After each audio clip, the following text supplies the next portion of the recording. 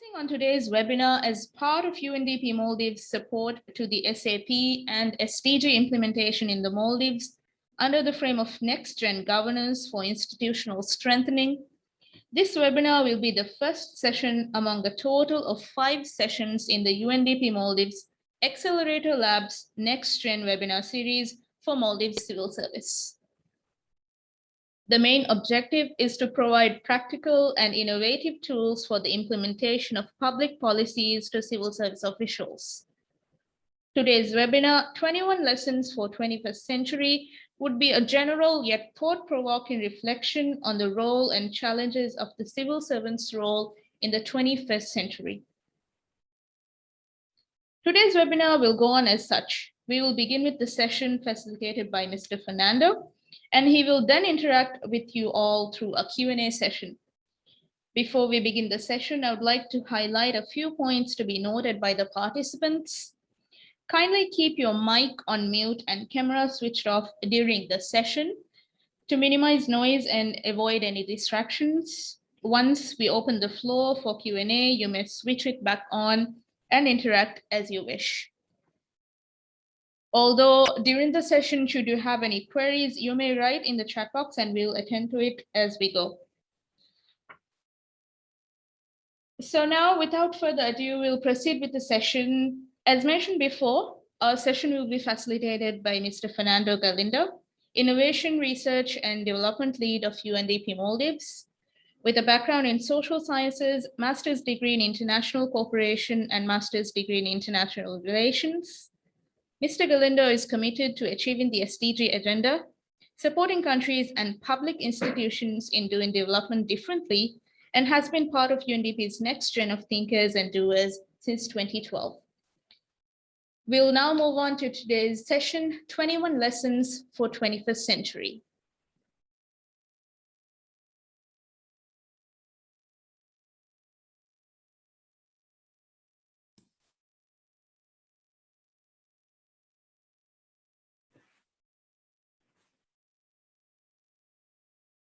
Well, welcome to the UNDP Maldives Accelerator Lab webinar series for civil servants. My name is Fernando Galindo, and I'm glad to start this 5 webinar series in which we will share with you practical tools in the implementation of public policies in the Maldives. Let me start talking about a little bit about the Maldives Accelerator Lab. As you know, the Maldives Accelerator Lab is also part of the UNDP's Global Accelerator Labs Network, which is the UNDP's new service offering that works with people, governments, private sector, and other partners to reimagine development for the 21st century. In other words, it's the next generation of development practitioners. In our particular case, in September 2020, we started our Accelerator Lab. And as part of this Accelerator Lab, we count on 3 great development practitioners. Fatima Tlafa as Head of Exploration, Hadi Hamid as Head of Solutions Mapping, and Hussein Rashid in the role of Head of Experimentation.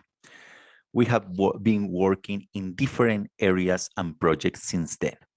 Let me just quickly touch upon a couple of them.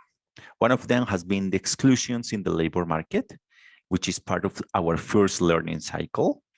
And is at the same time connected with the future of work as a strategic priority. We are trying to understand the future of work, the needs connected with youth, with the new reskillings.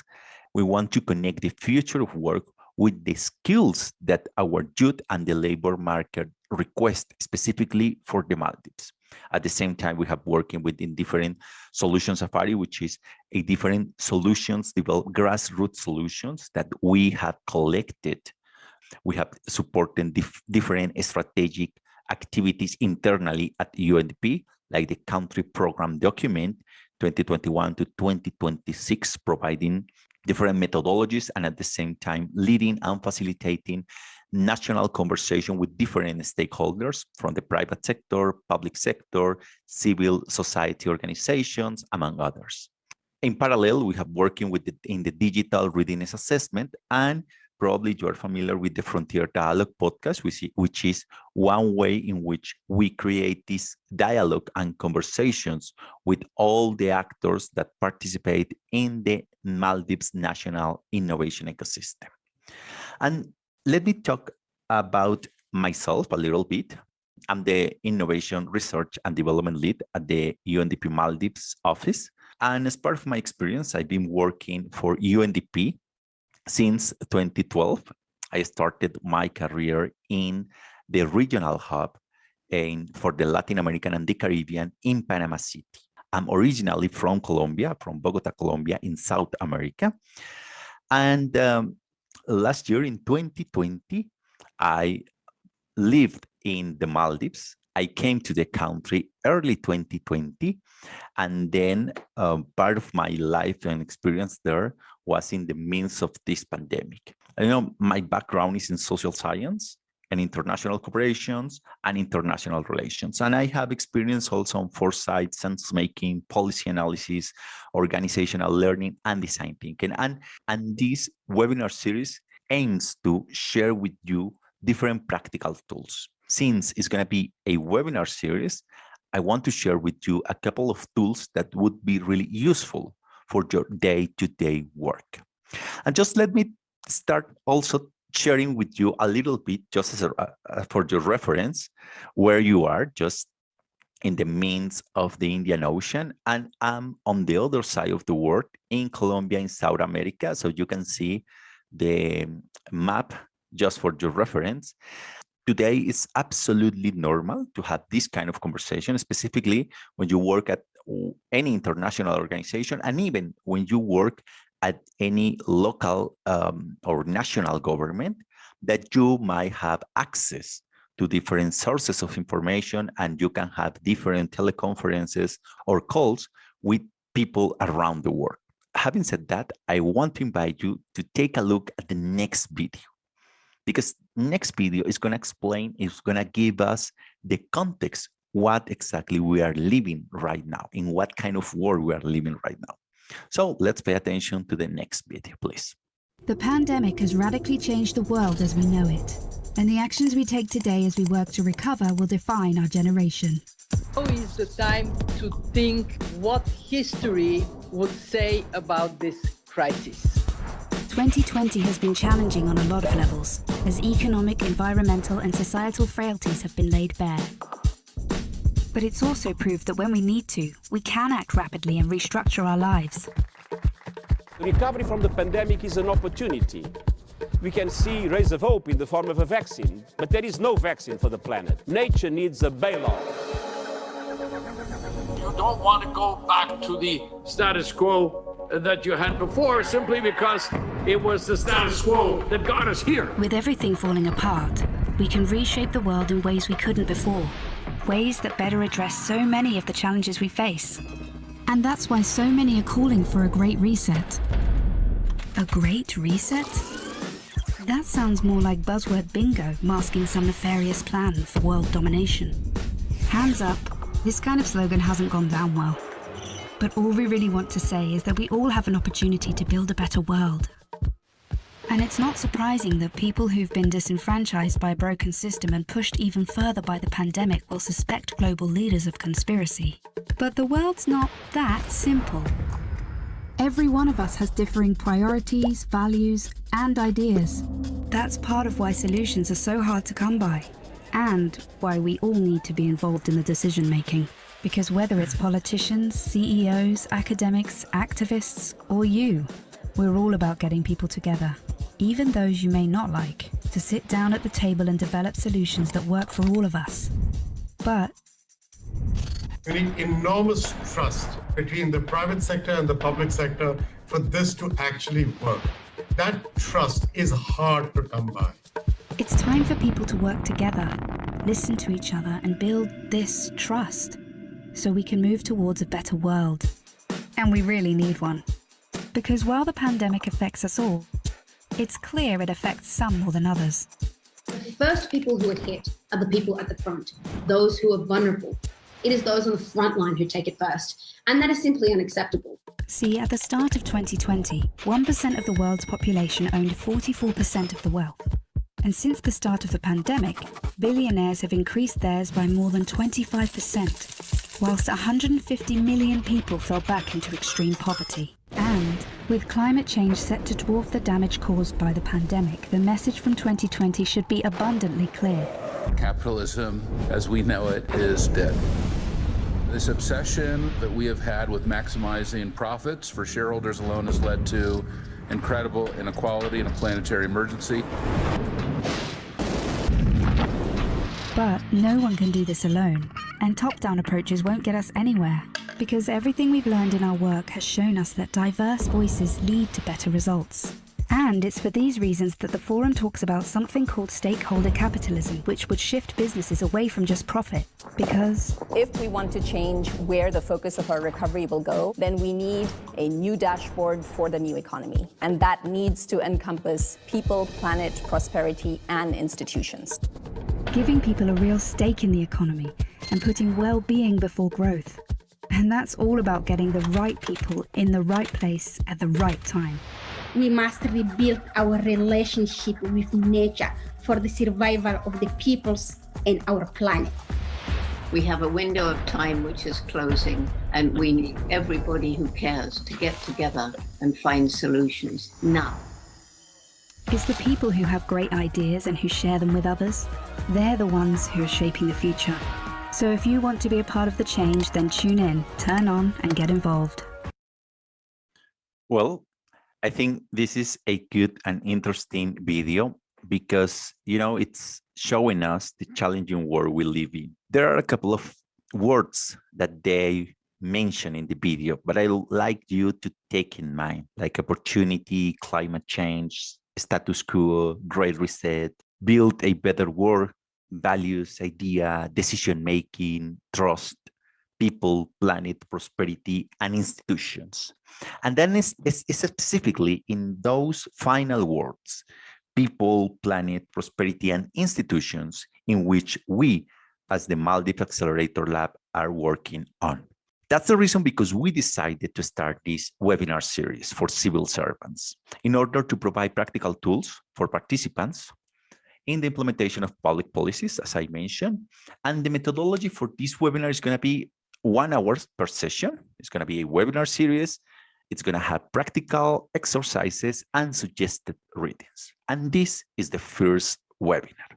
And this is the schedule for this webinar series. We're going to start with one initial reflection on the role of civil servants in the implementation of public policies in uncertain times. Basically, the question around this webinar, this particular one, is going to be why we should get ready to think, design, and implement better policies as civil servants. It's going to be focused on design thinking, on tools for civil servants with a human-centered design approach.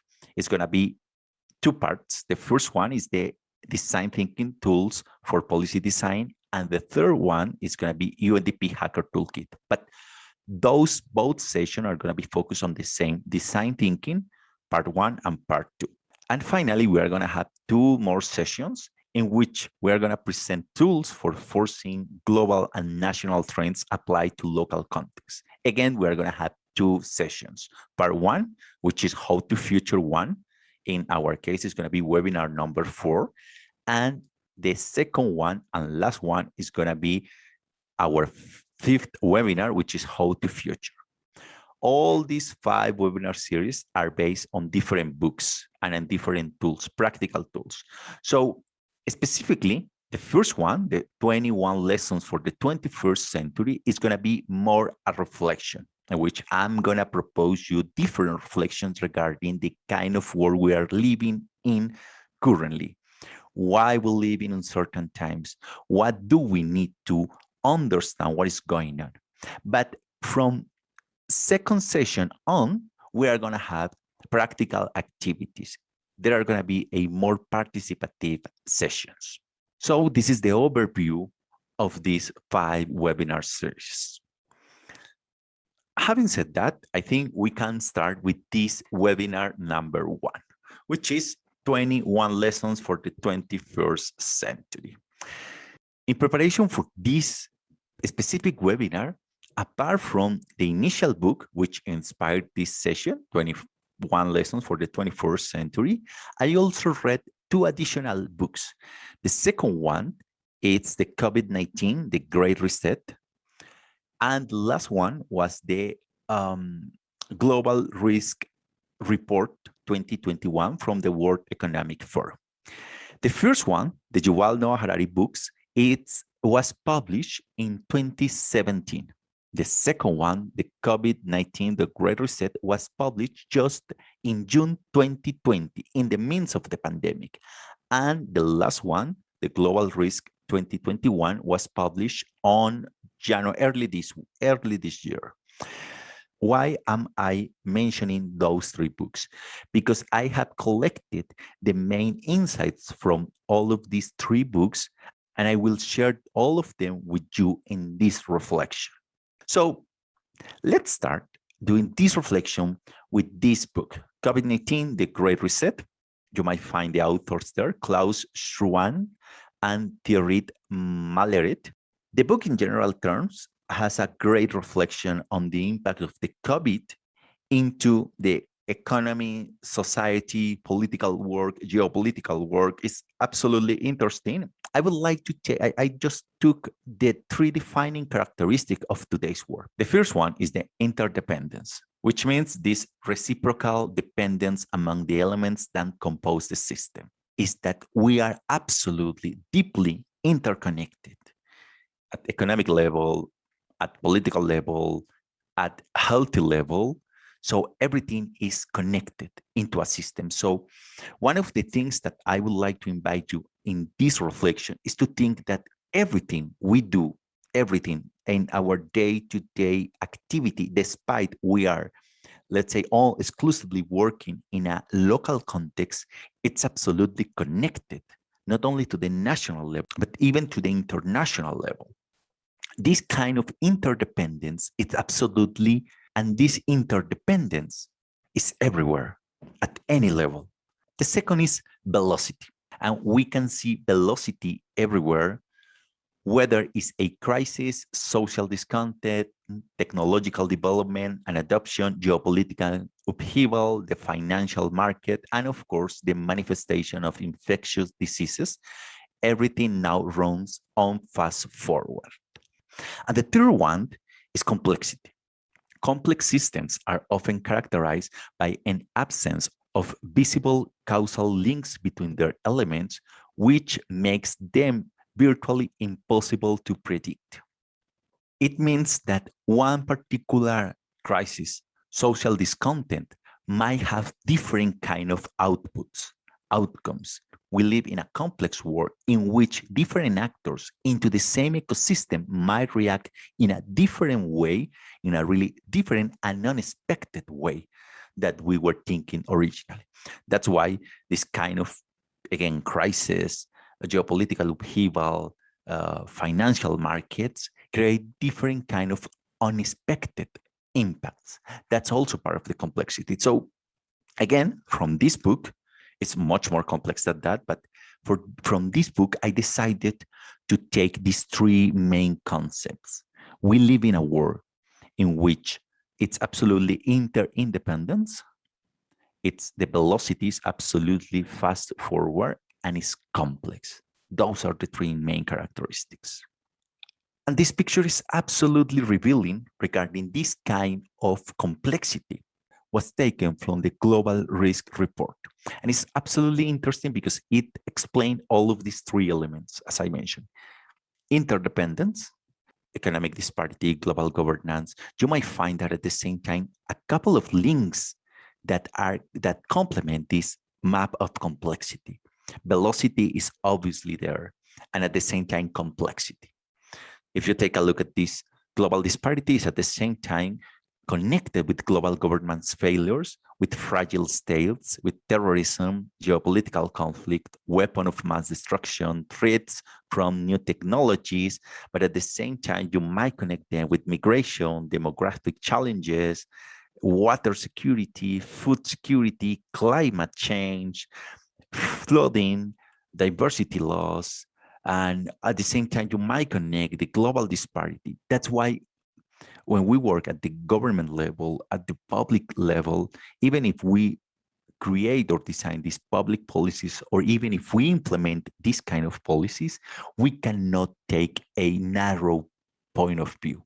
We need to have we need to develop the ability to understand this kind of complexity, because any solution, regardless, is implemented in any small population, in any small town in the Maldives. You need to take a look at all of these different actors and consequences that compose this particular situation.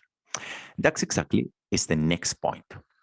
In the Global Risk Landscape, or the Global Risk Report 2021, let's take a look at a couple of them.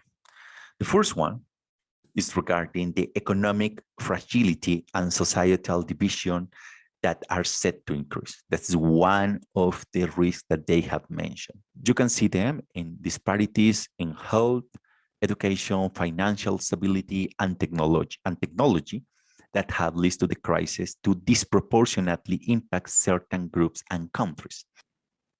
The second one is the growing digital divides and technology adoption pose concerns.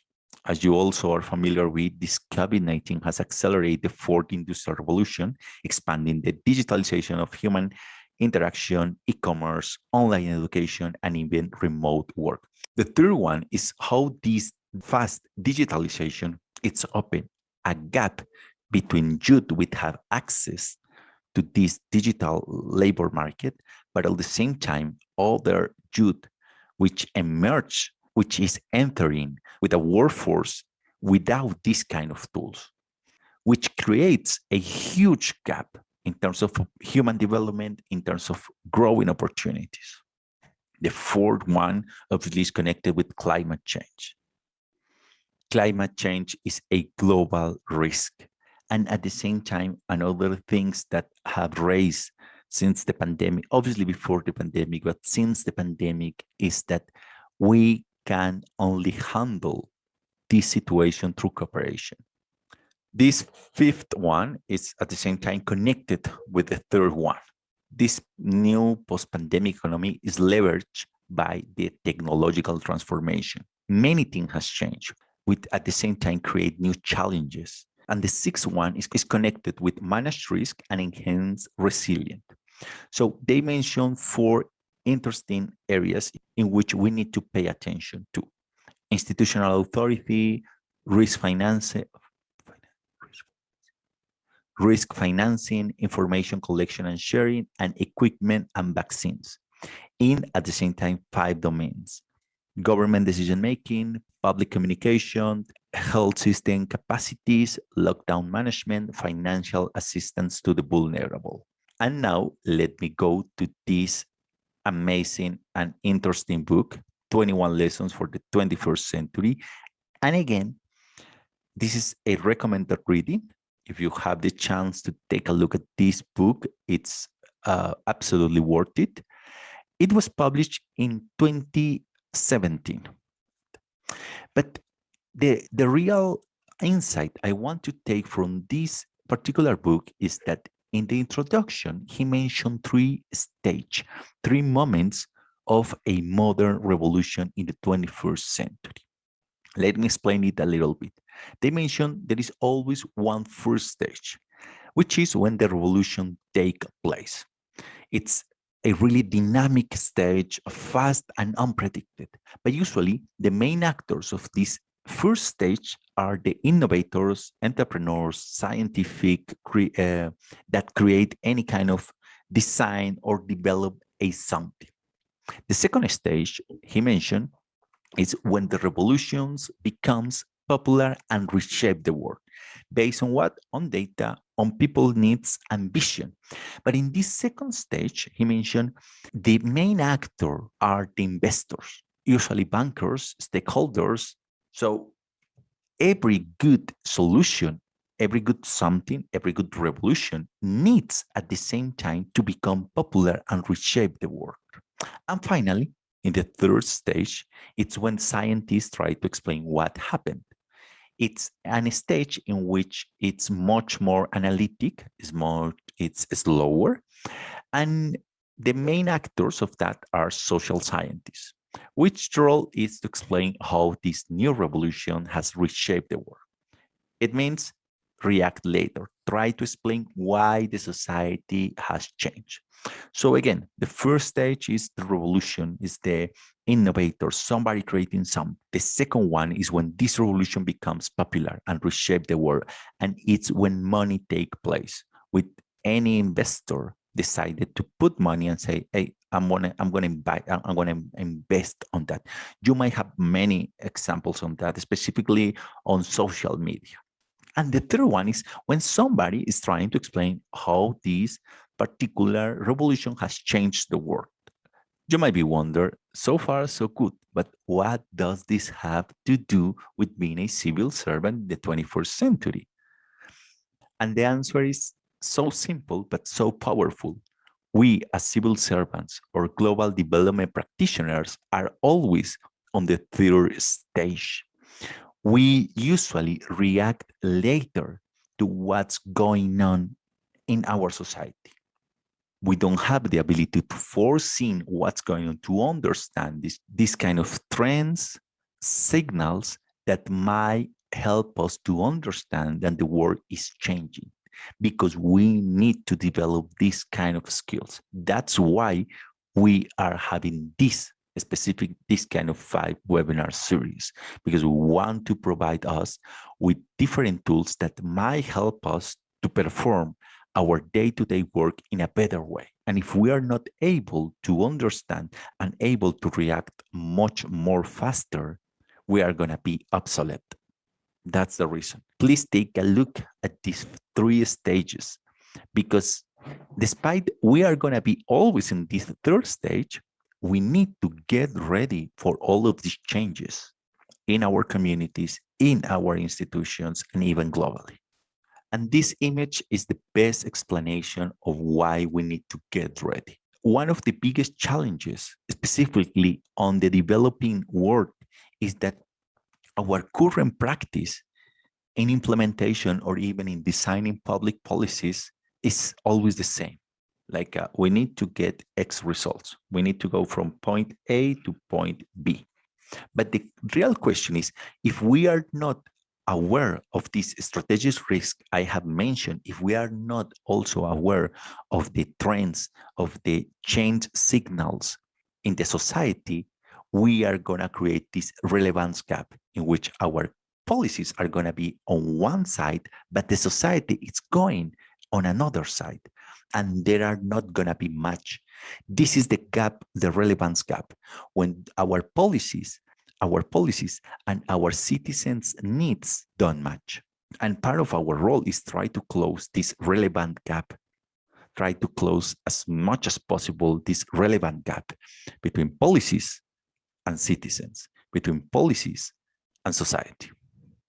Having said that, let's take a look at what are the global challenges in governance.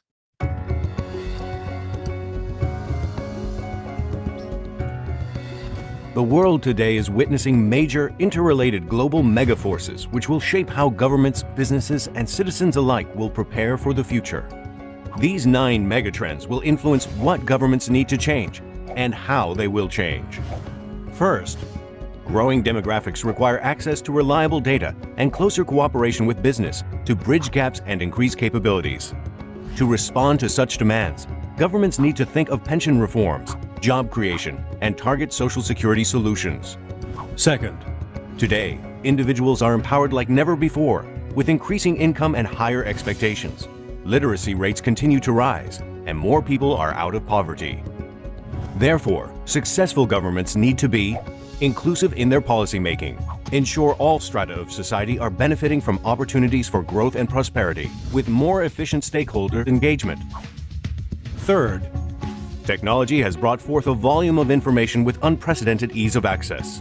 This has helped developing countries leapfrog their growth. To reap the fruits of technology, government must invest in skill development, especially in mobile services, big data, and online service delivery. They must also evaluate the risk of robots taking over human jobs and cyber attacks. Fourth, in today's interconnected global economy, global trade as a share of GDP is at an all-time high, with growth in global trade being 5% annually. Therefore, governments need to align national policies with international agreements, enhance national immunity to fend off the repercussions of global financial failures, and help citizens prepare and gain access to global markets of highly skilled labor, global capital flows, and innovation. Fifth, the road to prosperity is long due to public debt, especially with global levels set to reach 98% of GDP by 2035. To mitigate such trends, governments must improve fiscal sustainability by balancing their budgets, adhering to debt ceilings protocols, enhancing their commitment and capacity to control expenses, and ensuring sufficient financial awareness of political leaders.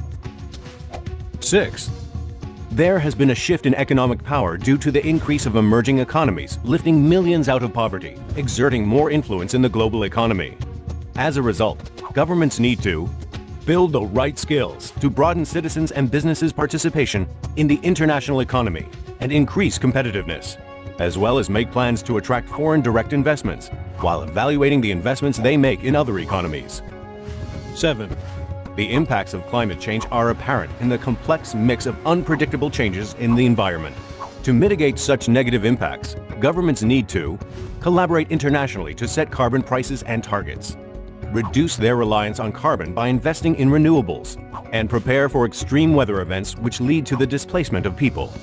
8th, with the depletion of essential natural resources, resource stress will be a key consideration as governments prepare for the future. Equitable access to natural resources and sustainable development are key factors of conflict resolution, leading to future peace. Therefore, government will have to foster public-private partnerships that will address the interrelated issues of resource stress. 9. To keep up with urbanization, the world will have spent $41 trillion between 2005 and 2030 to accommodate the increasing number of people living in informal settlements. Utilities infrastructure and integrated master plans for transportation need to be further developed to accommodate future population growth. There should also be a service delivery capacity that aligns with economic and population growth, and investments in work-from-home solutions to cut commuting. It is important that governments work together to tackle these mega forces, which require systemic solutions to help benefit from integration and mitigate risks.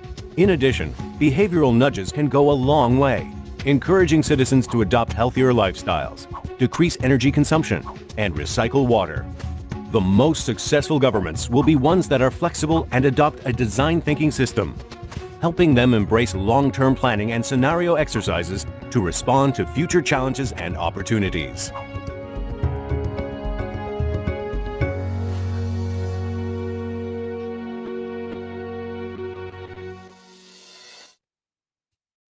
Well, this video is really interesting, but because in other words, they are saying if we are not able to become in the next generation of civil servants, we will become absolute obsoletes, and that's our challenge.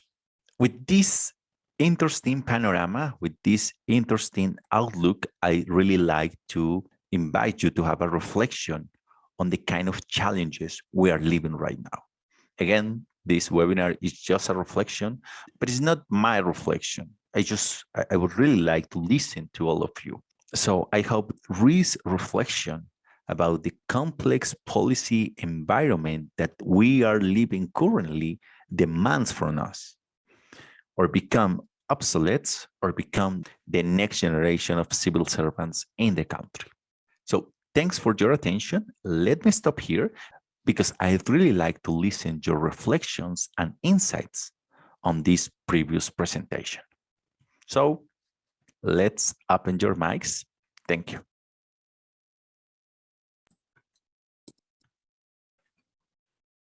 Well, thank you for attending this initial reflection.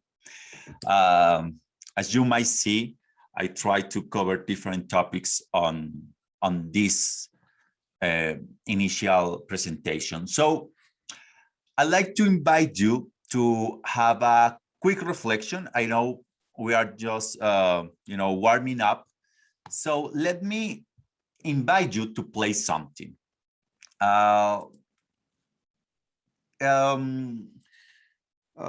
Aisha or Sheriff, can I share my screen, please? Okay, thank you. So let me share my screen and invite you to connect with the next activity. Yeah, go ahead.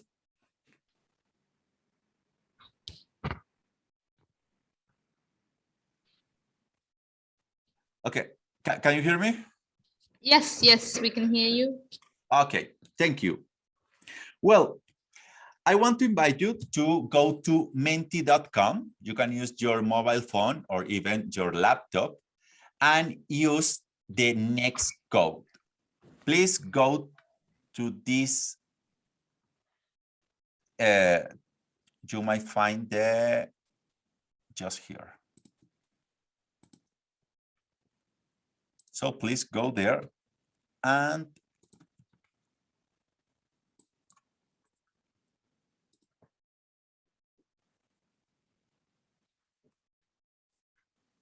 okay, I'll wait for more participants. Please take your time, go to menti.com, copy and paste the code 5373083, please. We have 14 participants, 15 participants, 16, 17. Go ahead. You are gonna find 3 questions. Anonymous questions, so please feel free to answer. Yeah, also you might find on the chat box the menti.com and the code. 24 participants, please. I'm waiting for more participants.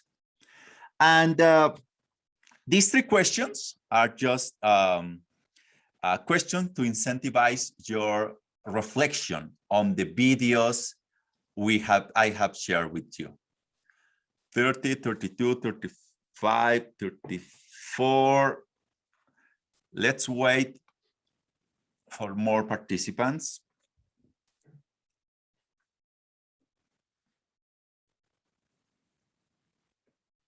Again, go menti.com. You can find the code on the screen and also on the chat box. You might find the code 5373083. 45 participants, 46. Okay, and please let me know if my connection is going well, because sometimes we have had different, connection issues. So please, in case you cannot, it's breaking up a little bit, please let me know. Just know 51. That's great. Okay, cool. Okay. Shall we start? I'm gonna click on enter and you might find 3 questions. So please take your time. You will have 1 minute, up to 1 minute, just to complete the questions there. It's anonymous answers, so feel free to answer whatever you find.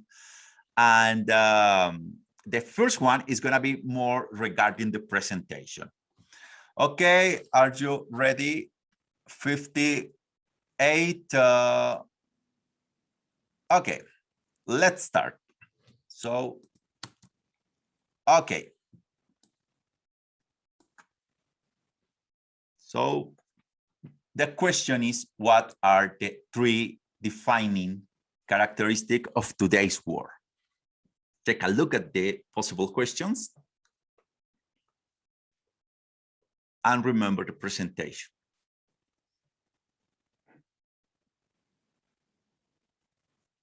In the COVID-19 book, The Great Reset, I just took 3 characteristics of today's war.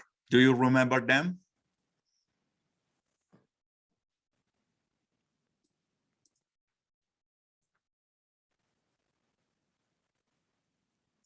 If 20 seconds remind.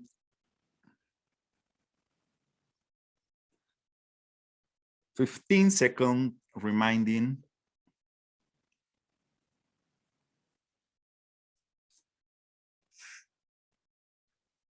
5, 4, 3, 2, 1. Mr. Fernando, Thumbs up. could you, because we can see the slide, Ah, let us. yeah, see. you are right. Thank you. Yeah. You are right. Thank you. Give me 1 second. Yeah, let me. Okay. Now I'm sharing the, can you see my screen? Now the results. So we got 31 participants right. That's right. The 3 defining characteristics of today's world are interdependence, velocity, and complexity. So this is really important to keep in mind because we live in this kind of world, specifically in uncertain times. We need to understand that we live in this kind of systems, which are at the same time interconnected. It's interconnected. The velocity is absolutely fast, and it's at the same time complex. Okay, get ready for the second question. The second question is more a personal, but no personal. It's more a professional reflection. So get ready. Again, it's anonymous, and please think about the next question before answering. So give me 1 second and okay, that's the next question. Up to 60 seconds. And the question is, what's the most exciting or rewarding thing of being a civil servant? Let's think on that, on your personal reflection.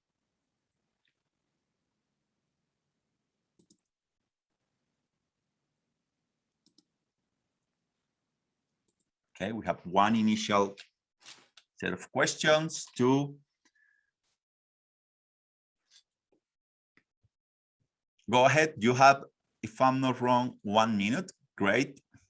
Job security, flexibility, service, salary, short working hours, financial guarantee, serving the nation, that's good. Please go ahead.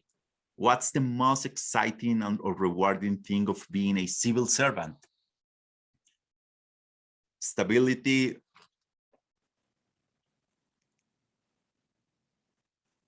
recognition, satisfaction, respect. What else? What else? You have even the opportunity to write more than 1 answer. Okay, awareness, helping, stability, respect, helping public.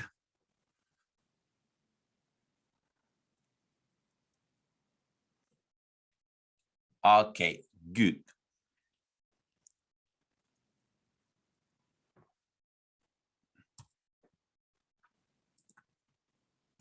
Sorry. Okay, that's great. Anybody else? Any other exciting or rewarding thing of being a civil servant?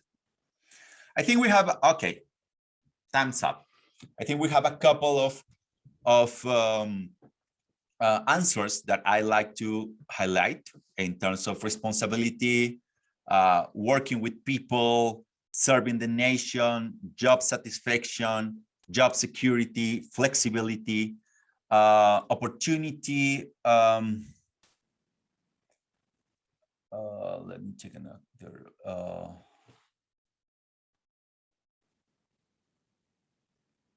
Self-development, serve the country. Okay, that's good. And now let's move on to the third and last question. The third and last question is also a reflection on, we have talked about the next generation, but there are different kind of concepts. But the next question is based on what do you think mean or would be a the next generation of the Maldives, of the civil servants. So next question is exactly this one. What would or might mean for you on your personal reflection to be a part of the next generation of the Maldives civil servants. What does it entail? So take your time. You have up to 1 minute just to think what would or might mean for you to be part of the next generation of Maldives civil servants.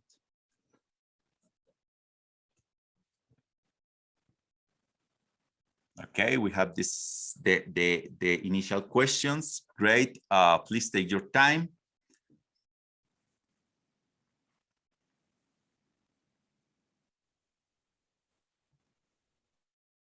Great. What more questions? Please feel free. It's anonymous, so you can. It's really interesting for us to know what do you have, what would or might mean for you be the next generation of the Maldives civil servants. We have a couple of initial questions, but again, wait for more questions, more answers, sorry.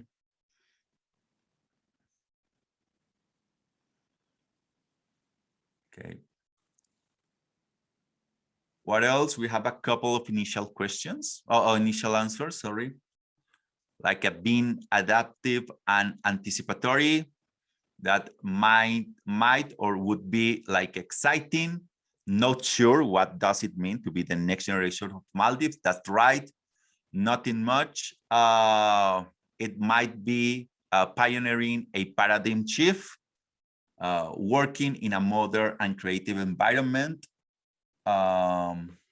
working to serve the public, yet develop ourselves as individuals, be part of the process, online services and easy to respond each and everybody, technological friendly, being able to help the public servants with great experiences, change makers, honored, exciting, some great experience. Not sure what does it mean to be the next generation of Maldives civil servant. That's fine.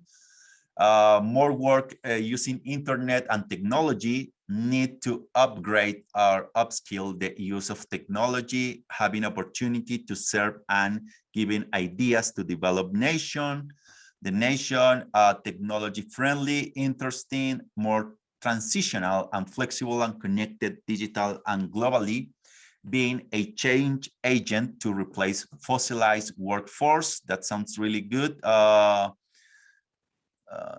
Work interdependently, addressing complex issues in unlimited time. I also like this one.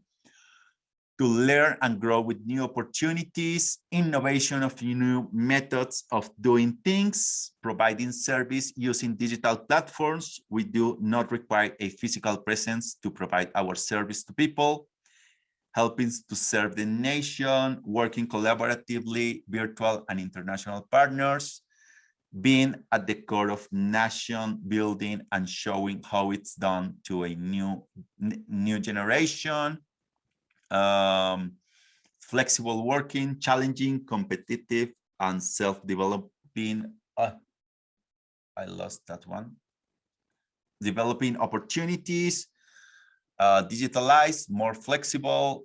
Wow, we have a really great answers here. Thank you. Global challenges,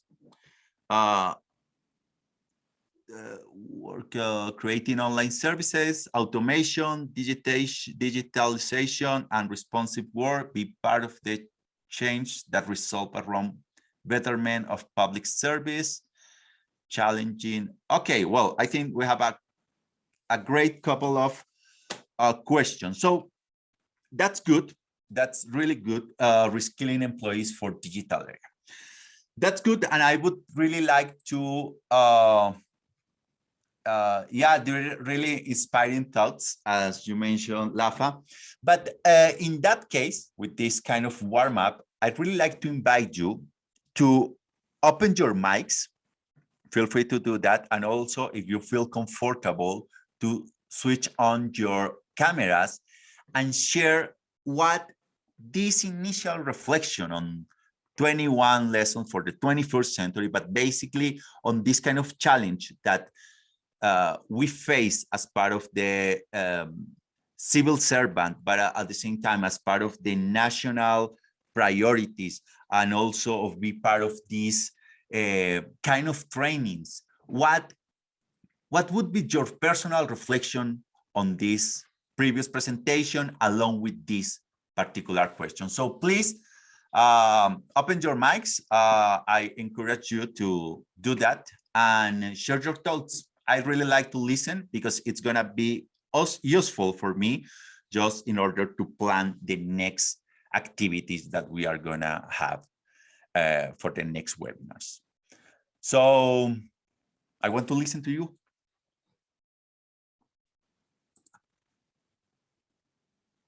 Yeah, thank you. Anybody?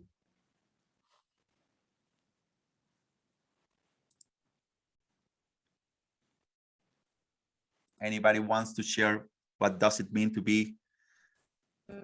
If you have any queries or any suggestions, any thoughts, you're welcome to just unmute your mic and go ahead.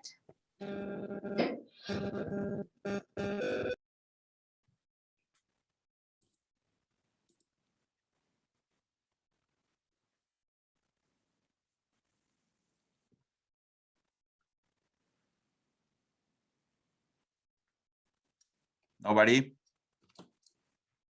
Everything is clear? Everything is confusing?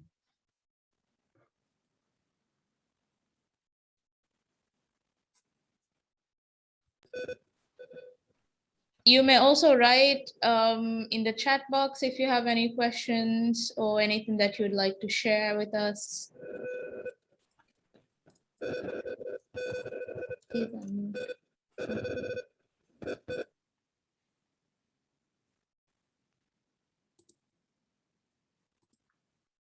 Nobody?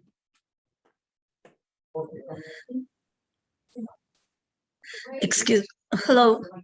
Hello, go ahead. Yeah, one of the things is like I'm involved in training, teacher training, because as I work in National Institute of Education, and before the COVID, we've been actually bringing teachers from other islands to Maldives and doing the training. But since the COVID outbreak, we have been doing most of our trainings online. So we would be doing more curriculum training online. So I think one way we would be changing has definitely changed because we would not be traveling as much. And we have also found that we can reach greater people, a greater number of people while we do online training as well. Okay. Thank you, Wafa. Anybody else? Any reflection on these kind of challenges that we are facing from this public service? Or not necessarily even as a civil servant, even as human beings, because these kind of reflections are not exclusively for people who work on this civil servant or public sector or development sector. It's kind of humankind reflection. Anybody else? I would really like to listen to your personal thoughts.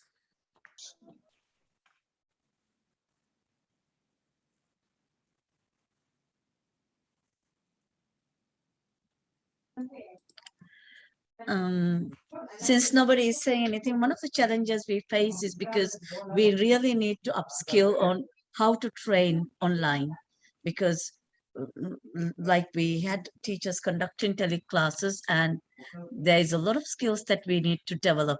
How to communicate with people across who are away from us, and how to get them engaged. Face to face, it's easier when we are, physically present, it's easier to engage them and get them to do things. But I think we all need to develop this online, how to train people online, I think that's a skill we need to develop. Thank you. Okay, thank you.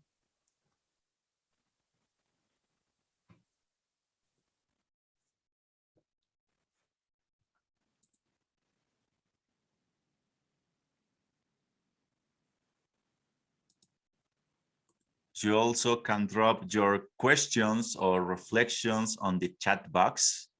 And I think we are running out of time. So maybe if somebody else wants to share its thoughts on these initial challenges of the 21st century, please go ahead.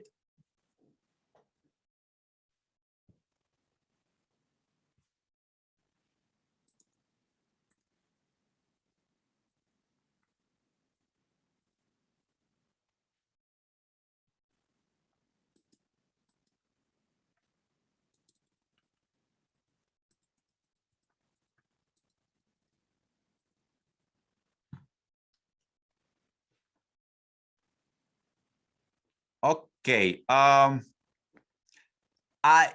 To be honest, I don't know if this silence is because was this reflection useful for you, or was a kind of let's say not really interesting reflection?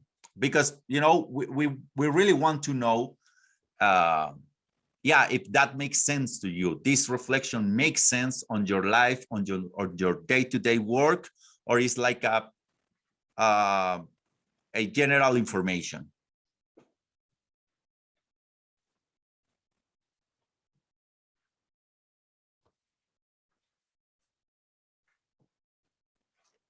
Thanks, Adam.